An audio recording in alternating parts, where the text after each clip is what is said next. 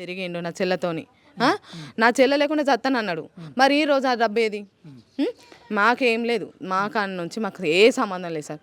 మేము ఒక్క మాటను ఆన్ని పిలిపియండి, మాకు పిలిపించి నా చెల్లె చచ్చిపోతా అనేదాకా తెప్పినావు. మా చెల్లె లేకుండా నువ్వు చస్తా అన్నావు, మందు డబ్బా పట్టుకున్నావు, అక్కడ అట్లా చేసినావు. ఇప్పుడు కూడా మరి ఆయననే ఆయన మేము ఏం చెయ్యం, మాకు అప్పగించుడు వద్దు, ఏదద్దు. పోలీసు వాళ్ళు రాని, మీడియా రాని, నా కుటుంబ సభ్యులు వస్తారు, వాళ్ళు వస్తారు. ఆన్నే మాకు అది చెప్పియండి, వాడు ఏం చేస్తాడు మేము కూడా అడుగుతాం కదా సార్. నా చెల్లె లేకపోతే చస్తాను అన్నాడు, మరి ఇవాళ ఏంటిది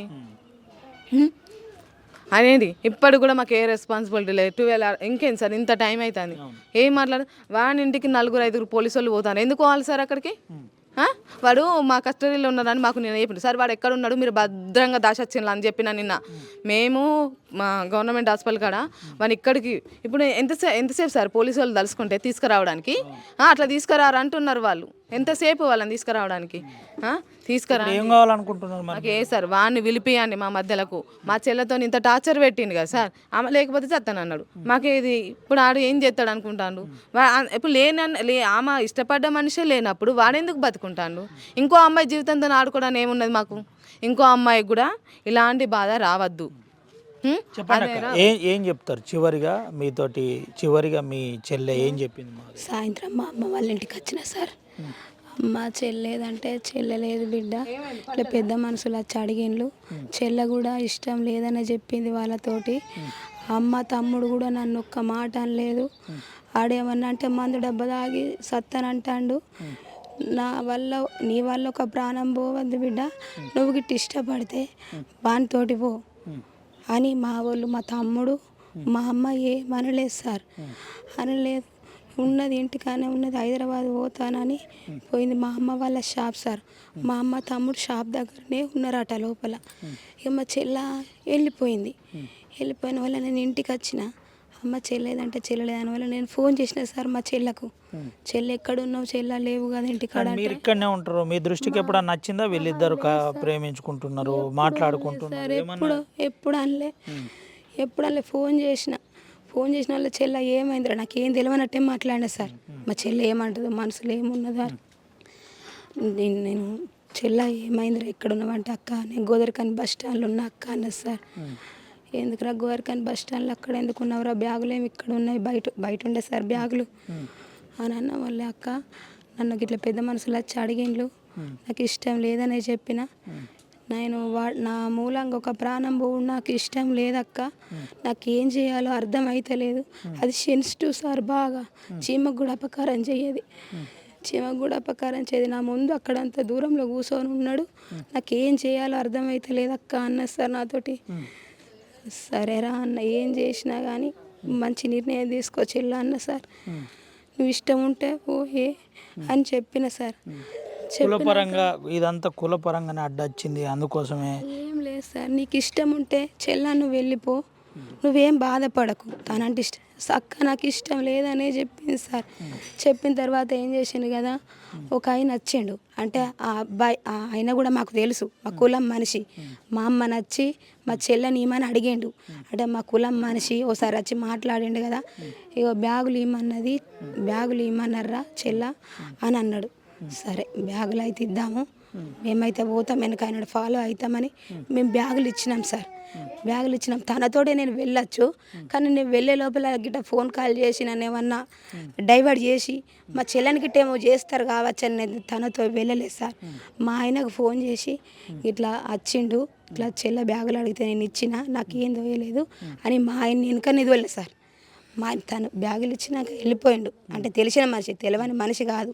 ఒకసారి వచ్చి మా అమ్మను మాతో మాట్లాడిండు, మా చెల్లెని ఏమని అడిగిండు కాబట్టి మా చెల్ల ఏమైనా కానీ రేపు తనని అడగచ్చు అనే దాన్ని బట్టే నేను బ్యాగులు ఇచ్చిన సార్. మా చెల్ల ఆయన వచ్చిన వాళ్ళ బ్యాగులు ఇచ్చిన, మా ఆయనను కూడా నేను వెనుకనే పంపిన సార్. వెనుకనే పంపేసరికి మా చెల్లెకు ఫోన్ చేసిన సార్ నేను, మా చెల్లె నా ఫోన్ ఎత్తారు. ఇప్పుడు చివరిగా మీరు ఏం చెప్తారు? అదే సార్ నేను చెప్పేది, మా ఆయన వెనుకనే పంపిన, నేను వెనుకనే పోయిన. మా ఆయన వెనుకనే పోయేసరికి మా చెల్లె బస్ స్టాండ్లో లేదట సార్. మా చెల్లె నేను మళ్ళీ ఫోన్ చేసిన, ఫోన్ చేస్తే మా చెల్లె ఫోన్ ఎత్తలేదు సార్. మా చెల్ల ఫోన్ ఎత్తపోయేసరికి మా ఆయన అంతా పోయి బస్ స్టాండ్ లాగా గోదరికాన్లా అంత ఎతికిండట. చెల్ల దొరికిందా అని అడిగిన, చెల్ల దొరకలేదా అని అన్నాడు. వాడు మందు డబ్బా పెట్టుకొని నువ్వు లేకపోతే నేను చస్తాను, నువ్వు బస్సు కాలు మీద అడుగు పెడితే చస్తానన్నాడట సార్ మా చెల్లను. మా చెల్ల బ్లాక్మెయిల్ చేస్తూ ఇది చేసిందా? మా చెల్ల ఆటో ఎక్కి పోయినాక కూడా మా చెల్లని ఫాలో అవుతూనే ఉన్నాడట సార్. చెల్లని ఇష్టం ఉంటే చేసుకో అక్క, నాకు ఇష్టం లేదని అంటుంది. ఎంతమంది చేసుకుంటలేరురా, నువ్వేమన్నా ఆమె ఏమన్నా చేసుకుంటుంది కావచ్చానే.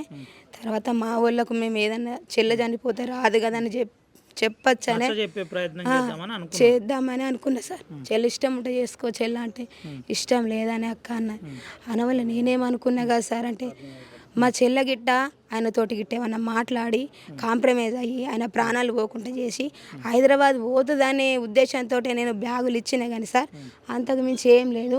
మా ఆయన్ని కూడా చివరికి ఏం చెప్తారమ్మా? చివరిగా సార్ మా చెల్లను తీసుకొచ్చినాం సార్, ఇంటికి తీసుకొచ్చినాం. నా ఇంటికే తీసుకుపోయినా, నా దగ్గరనే ఉంచుకున్నాక అన్నదిగా అక్క నా జోలికి అత్తడా అని అంటే, నీ జోలికి అత్త మేము ఊకుంటాం అనే చెల్ల, నీ జోలికి రాకుండానే పోలీస్ స్టేషన్లోనే మాట్లాడినాం కదరా అన్న వాళ్ళ ఊరోళ్ళందరూ ఏమనుకుంటాను అక్క అన్నది.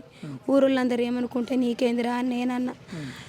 ఊరోళ్ళందరూ నేను డ్యూటీ వెళ్ళినా సార్, సాయంత్రం వచ్చినాక కూడా మళ్ళీ ముచ్చట అక్క ఇటు కూడా అంత తెలిసిందట, అటు కూడా అంత తెలిసిందట, వాడితోటి పోయినా అన్నారట.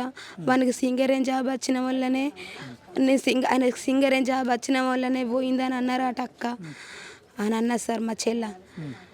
అంటే అదంతా ఏం లేదురా, అదంతా ఏం లేదు. ఎవరి అంటే సెన్సిటివ్ సార్ బాగా ప్రజలకి ఇట్లా అంటే ఏమనుకుంటుందో అని ఏం లేదు చెల్ల అని చెప్పుకుంటూ వచ్చిన సార్ మా చెల్ల. ఏం చెప్తారమ్మా పోలీసులకు? మీరు ఏం చెప్తారు? పోలీసు వాళ్ళకి ఏం చెప్పారు సార్, మా చెల్ల చీమకు కూడా అపకారం చేయదు, దానివల్ల ఒక ప్రాణం పోతుందని అది బాధపడి పోరాడింది తప్ప ఆయనతోటి పోదామనే ఉద్దేశం లేదు సార్.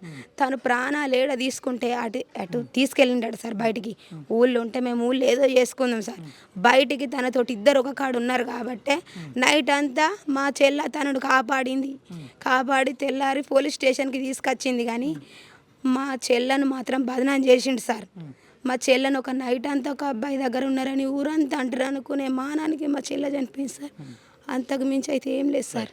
ఇది పరిస్థితి. కుటుంబ సభ్యులు చెబుతున్న యథార్థం ప్రకారం చాలా స్పష్టంగా ఒక విషయం చెబుతున్నారు. మాకు అన్యాయం జరిగింది, మాకు కావాలని వేధించారు కాబట్టే ఇలాంటి దుస్థితి ఏర్పడింది. అయితే మా చెల్లె ఇష్టం ఉంటే మాకు చెప్పేది, ఇష్టం లేదనే రిపీటెడ్గా పదే మాతో చెప్పింది. పోలీస్ స్టేషన్లో ఉన్నప్పుడు కూడా అదే మాట చెప్పిందని చాలా స్పష్టంగా కుటుంబ సభ్యులు చెబుతున్న పరిస్థితి కనబడుతుంది. ఏది ఏమైనప్పటికీ ప్రేమ వ్యవహారం ఏదైతే ఉందో టేకుమట్ల గ్రామస్తులను కలిచివేసింది, కదిలించిందని చెప్పుకోవచ్చు. బలవన్మరణానికి పాల్పడ్డ మాధవి ఆత్మ శాంతించాలని ప్రధానంగా వాళ్ళ ఫ్రెండ్స్ కోరుకుంటున్నప్పటికీ కుటుంబ సభ్యులు మాత్రం అరణ్య రోధంలో ఉన్నారు. పోలీసు వాళ్ళు ఇప్పటి వరకు పూర్తి స్థాయిలో మాకు స్పందించట్లేదు, ఎఫ్ఐఆర్ అయింది కూడా చెప్పట్లేదు, మాకు న్యాయం చేయట్లేదని కుటుంబ సభ్యులు చెబుతున్నారు. దీనిపై పోలీసులు కూడా వెంటనే స్పందించి వాళ్ళ కుటుంబ సభ్యులకు స్పష్టమైన సమాచారాన్ని అందించాలని కోరుకుందాం.